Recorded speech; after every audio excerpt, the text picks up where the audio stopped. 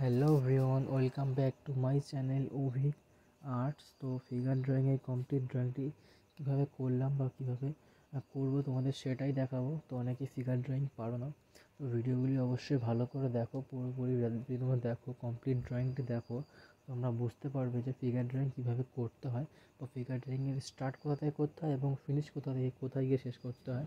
তো first of all যারা একদমই নতুন তাদের জন্য খুবই ইম্পর্ট্যান্ট ভিডিও।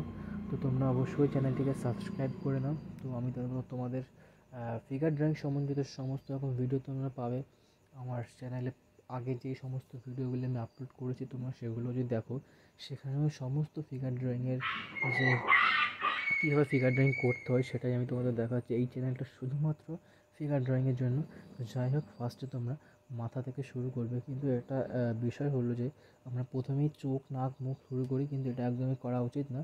তো ফার্স্ট অফ অল আমরা পজিশানটা গঠন করে নেবো, যেই পজিশানে আমাদের ফিগারটা থাকবে। তোমরা যদি অনেকে ফোন দেখে করো, অনেকে জেরক্স করে নিয়ে করো, অনেকে লাইভ ড্রয়িং করে, তো তাদের জন্য সবাই একই নিয়মে ফলো করলে বেটার হয়। কারণ ফার্স্ট অফ অল যেটা হচ্ছে সেটা আমাদের ফিগারের পজিশানটা গঠন করার সঠিক মাপ নিয়ে তারপরে সেটাকে শেপ দেওয়া, আস্তে আস্তে শেপ দেওয়ার পরেই তারপরে আমরা লাইন ড্রয়িং করবো।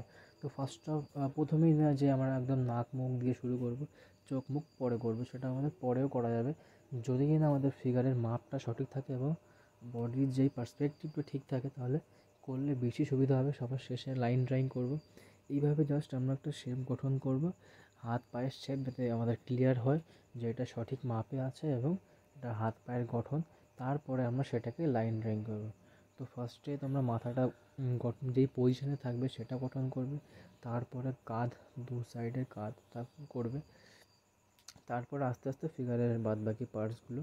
তো যাই হোক, আরও একটা জিনিস যেটা খুবই ইম্পর্ট্যান্ট ফিগার ড্রয়িংয়ে বেসিক কিছু মাপ থাকে। হ্যাঁ, তো বেসিক মাপগুলোটাই যে ফিগারে আমাদের যে মাথাটা হয়, হেডের তুলনায় আমরা কিন্তু ফিগারটা সঠিক মাপে আছে কিনা সেটা আমরা বুঝতে পারি। যে এটা আমরা যতটা অনেকে ফিগারে ভুল করে, যে ছোটো করে ফেলে, ফিগারের মাথা বড়ো হয়ে যাচ্ছে, বডি ছোটো হয়ে যাচ্ছে, বডি বড়ো হয়ে যাচ্ছে, মাথা ছোটো হয়ে যাচ্ছে।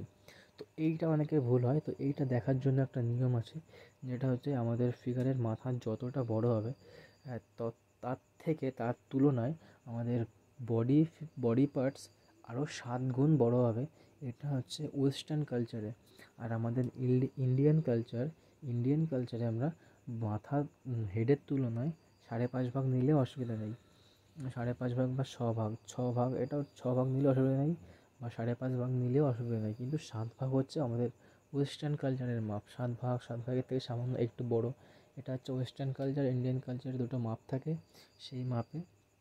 তো আর এটাই হচ্ছে কমপ্লিট ড্রয়িং। তো সমস্ত ফিগার বা বডিতে আমাদের কিন্তু একটা শেপ দিয়ে তৈরি। তো সেই শেপটা গঠন করা অবশ্যই জরুরি, শেপ গঠন বা প্র্যাকটিস করা অবশ্যই জরুরি। তো তোমরা ভিডিওটা কমপ্লিট দেখেছো, তো অবশ্যই তোমরা প্র্যাকটিস করো।